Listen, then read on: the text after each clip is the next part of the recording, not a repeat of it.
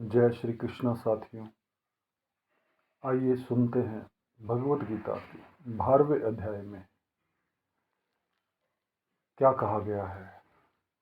पहले श्लोक में अर्जुन बोले, जो भक्त इस प्रकार 11वें अध्याय के 55वें श्लोक के अनुसार निरंतर आप में लगे रहकर आप सगुण साकार की उपासना करते हैं और जो अविनाशी निर्गुण निराकार की उपासना करते हैं, उन दोनों में से उत्तम योगवेता कौन है।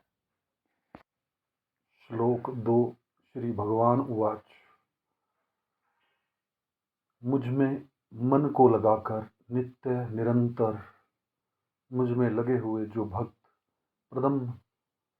परम श्रद्धा से युक्त होकर मेरी सगुण साकार की उपासना करते हैं, वे मेरे मत में सर्वश्रेष्ठ योगी हैं।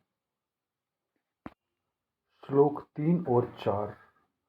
और जो अपने इंद्रिय समूहों को भली भांति वश में करके चिंतन में न आने वाले, सब जगह परिपूर्ण, देखने में न आने वाले, निर्विकार, अचल, ध्रुव, अक्षर और अव्यक्त की तत्परता से उपासना करते हैं, वे प्राणी मात्र के हित में प्रीति रखने वाले और सब जगह संबुद्धि वाले मनुष्य मुझे ही प्राप्त होते हैं। श्लोक 5। अव्यक्त में आसक्त चित्त वाले उन साधकों को अपने साधन में कष्ट अधिक होता है, क्योंकि देहाभिमानियों के द्वारा अव्यक्त विषयक गति कठिनता से प्राप्त की जाती है। श्लोक 6। परंतु जो संपूर्ण कर्मों को मेरे अर्पण करके और मेरे परायण होकर अनन्य योग संबंध से मेरा ही ध्यान करते हुए मेरी उपासना करते हैं। श्लोक 7। हे पार्थ, मुझ में आविष्ट चित्त वाले उन भक्तों का मैं मृत्यु रूप संसार समुद्र से शीघ्र ही उद्धार करने वाला बन जाता हूँ। श्लोक 8।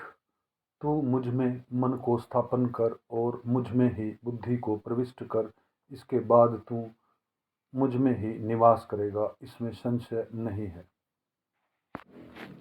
श्लोक 9। अगर तू मन को मुझ में अचल भाव से स्थिर अर्पण करने में अपने को समर्थ नहीं मानता, तो हे धनंजय, अभ्यास योग के द्वारा तू मेरी प्राप्ति की इच्छा कर। श्लोक 10। अगर तू अभ्यास योग में भी अपने को असमर्थ पाता है, तो मेरे लिए कर्म के करने के प्रायण हो जा, मेरे लिए कर्मों को करता हुआ भी तू सिद्ध को प्राप्त हो जाएगा। श्लोक 11। अगर मेरे योग समता के आश्रित हुआ तू इस पूर्व श्लोक में कहे गए साधन को भी करने में अपने आप को असमर्थ पाता है, तो मन इंद्रियों को वश में करके संपूर्ण कर्मों के फल की इच्छा का त्याग कर। श्लोक 12। अभ्यास से शास्त्र ज्ञान श्रेष्ठ है, शास्त्र ज्ञान से ध्यान श्रेष्ठ है और ध्यान से भी सब कर्मों के फल की इच्छा का त्याग श्रेष्ठ है, क्योंकि त्याग से तत्काल ही परम शांति प्राप्त हो जाती है। श्लोक 13 और 14। सब प्राणियों में द्वेष भाव से रहित और मित्र भाव वाला तथा दयालु भी और ममता रहित, अहंकार रहित, सब दुख की प्राप्ति में सम, क्षमाशील, निरंतर संतुष्ट योगी, शरीर को वश में किए हुए दृढ़ निश्चय वाला, मुझ में अर्पित मन बुद्धि वाला जो मेरा भक्त है, वह मुझे प्रिय है। श्लोक 15। जिससे कोई भी प्राणी उद्विग्न क्षुब्ध नहीं होता और जो स्वयं भी किसी प्राणी से उद्विग्न नहीं होता तथा जो हर्ष, अमर्ष, ईर्ष्या, भय और उद्वेग हलचल से रहित है, वह मुझे प्रिय है। श्लोक 16। जो अपेक्षा आवश्यकता से रहित, बाहर भीतर से पवित्र, चतुर, उदासीन, व्यथा से रहित और सभी आरंभों का अर्थात नए नए कर्मों के आरंभ का सर्वथा त्यागी है, वह मेरा भक्त मुझे प्रिय है। श्लोक 17।